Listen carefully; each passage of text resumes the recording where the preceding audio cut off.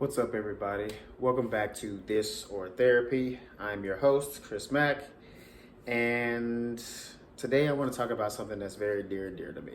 But before I get into it, go ahead and like and subscribe. You already know what time it is. You're already here. You're already watching. So go ahead and like, subscribe, hit that button. It's right there. It's a little thumbs up, and then hit the little subscribe button next to it so you can get all the videos. Cool? All right. So today I want to talk about how to deal with someone who is a combat veteran.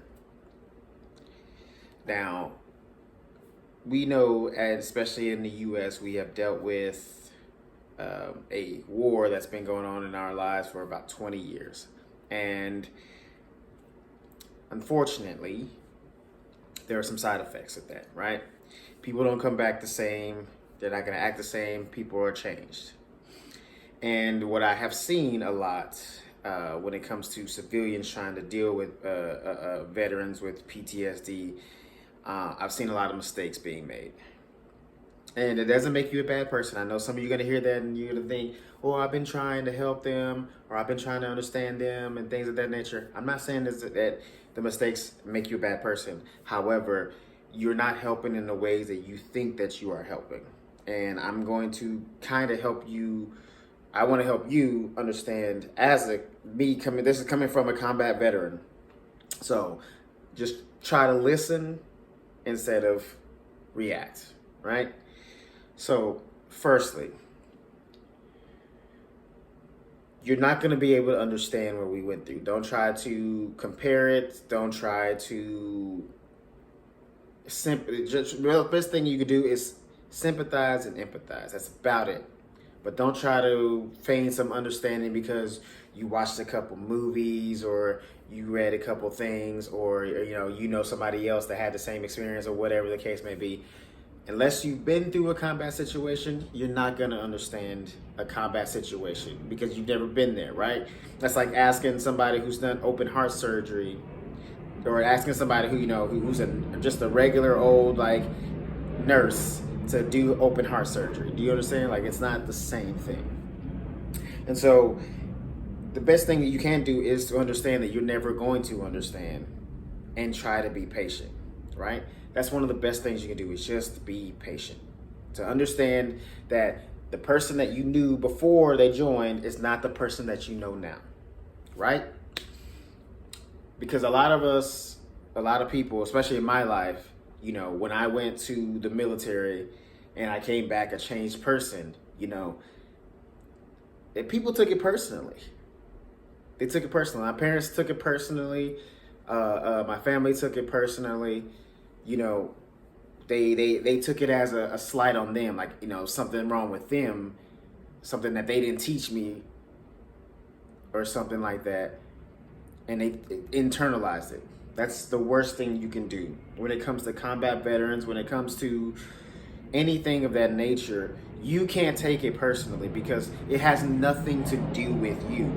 You can't do that. And all that does when you take it personally, it becomes anger, and then you put that you project that anger onto the person, which and then the combat veteran internalizes it, and then it makes them more distant from you because they don't want to make you feel bad because of what they're going through. Because here's the thing, combat veterans are, especially men, we're protectors. So we want to protect you from our BS. So the best way to protect you from our BS is to isolate ourselves from you, is to distance ourselves from you so that our behaviors and our dysfunction doesn't fall onto you.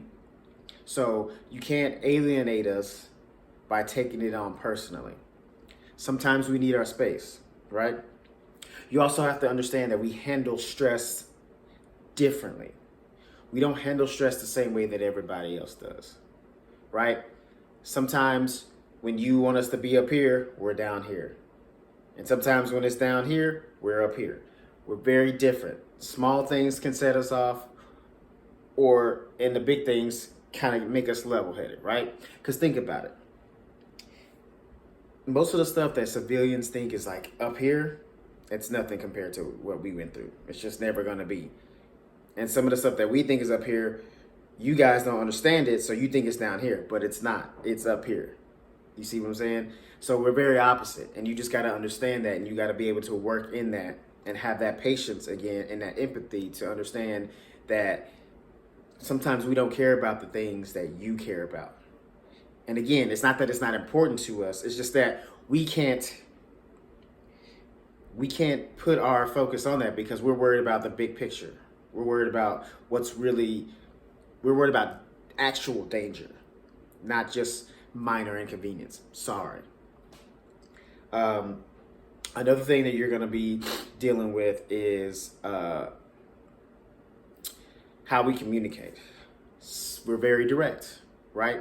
Because in a combat situation, being direct is the best way to keep everybody alive.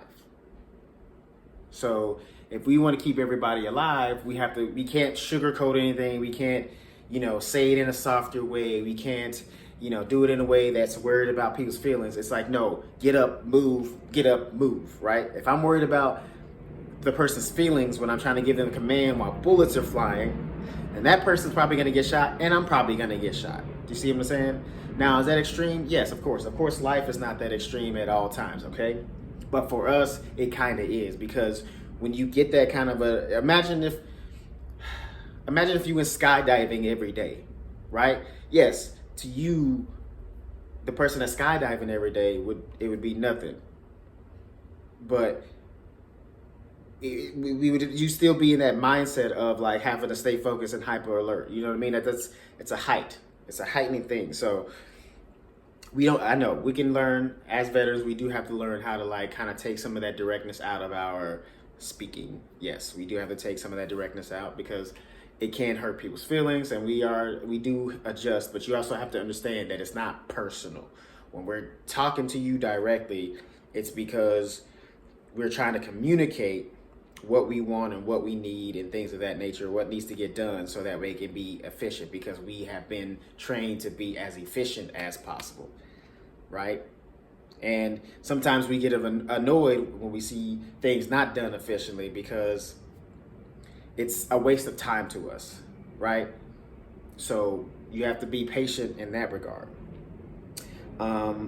Sometimes when we're going through stressful situations of our own, in a sense of like finances, trying to find a job, just everyday stressors of life, like I said, we handle it differently, right? So we tend to isolate. Most of us tend to isolate. We take on our own problems because we want to protect others from our problems. Well, again, you can't take that on personally.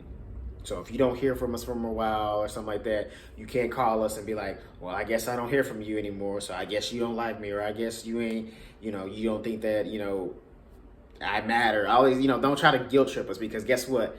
That's not going to make us run to you and be like, hey, so sorry, we're not regular people, okay?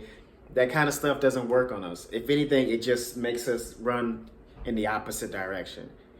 Because again, now we feel guilty. Guilt is another stress, right? Because we already feel guilty because of some of the things we might have done in combat situations, right? So you're adding another feeling that we're familiar with that makes us isolate. You're alienating us. And then we get angry because it's like, well, what can we do? This is just who we are now. Like, yes, we can go to counseling, things of that nature, but trauma is trauma. It stays with you no matter what. Combat trauma stays with you. Combat stress stays with you no matter what. Another thing you're gonna have to be a little bit accommodating on. Like for me, when I go to restaurants, I have to sit facing the door. Just know that. Just do it. Don't argue. Don't make me feel like shit about it.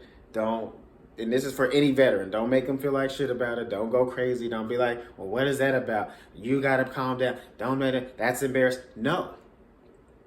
We are protectors. That's what we do. That's why most men sign up to be in the military anyway, because we're natural born protectors. So you add that, just being a man on top of being a veteran, I need to make sure that everybody's safe.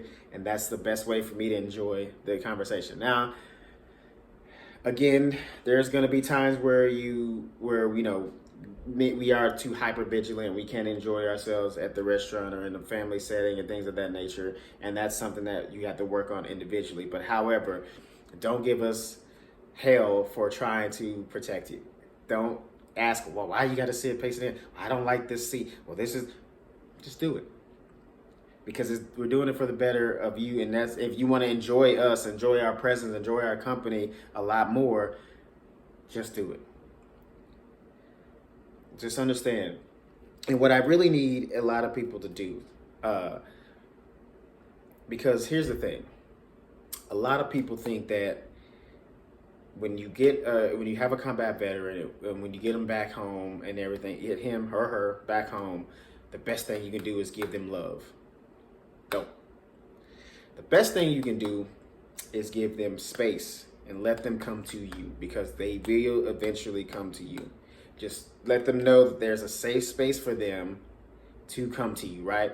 If they don't feel like they have a safe space, they're not going to come to you. You have to do things to let them know that you understand, right? And to be honest, I don't know all the things that you can do to make them feel safe, but I know a few things. One, straight up letting them know, hey, I know that I'll never understand what you went through, but if you ever want to talk about it, I won't judge you. I'm here to listen. That sentence right there would make any veteran feel safe. No judgment. I'm here to listen. Because a lot of people, they say that they're open to hearing what we've been through and trying to understand. And then as soon as we start talking about it and really getting into the nitty gritty, you can see it on their faces. This is not what they were expecting. Because nobody understands unless you've been there. And here's the thing too, a lot of people, when that face comes on, we feel judged. And the second we feel judged, we're gonna pull back and we'll never open up to you again, because you're judging us because of what we went through, even though we had no control over it. You see what I'm saying? So that's probably the best thing you can do, is let them know, hey, I'm here to listen, no judgment. I won't look at you any differently. You're still said person. Also, don't expect them to be said person before they came back, right? If I was like me, I was like this cheery, always laughing, jokey type person. When I came back from the military, that wasn't me anymore. And my parents expected me to be that, and sometimes made me feel guilty for not being that because it made them uncomfortable. You can't, again, that's personalizing things. You can't do that. That's not what you do. So these are some of the tips that I have. Again, also, you know what, a good thing that you can do, especially before the person gets home, if you've never done it, you need to go online and spend a good 20 minutes to an hour, if not days, if you can, just looking up the effects of combat PTSD, how to, move and interact with somebody that has combat PTSD, and ways that you can make them feel safe, because I guarantee you that's going to go a long way. A lot of people just expect when they come home that they're just going to shower them with love and emotion, but that's too much energy. That's too much for somebody who just went through something, right? That's too much. You understand? Like, you think, oh, if I give them enough hugs, enough kisses, and enough love, and we take them out and have a good time. No. That's too much energy. That's too much energy. So what you need to do is Google and do some research and try to understand what it really means to like deal with somebody with combat PTSD, because it's different than somebody who's in a car wreck, and it's different than somebody who was like abused and things of that nature. Like, it's a different kind of PTSD. So just understand that there's different methods to the madness, and you can't use the same methods that you use on other madnesses. Do you understand? All right, guys, that's it for today's video. We'll talk again soon. Let me know in the comments if you're a combat veteran, if you know anybody that is a combat veteran, or if you've ever dealt with anybody that was a combat veteran, like any kind of difficulties you had. I'll try to do my best. Let me know in the comments, and I'll try to do my best to answer any questions if you have any. All right, take it easy. Peace.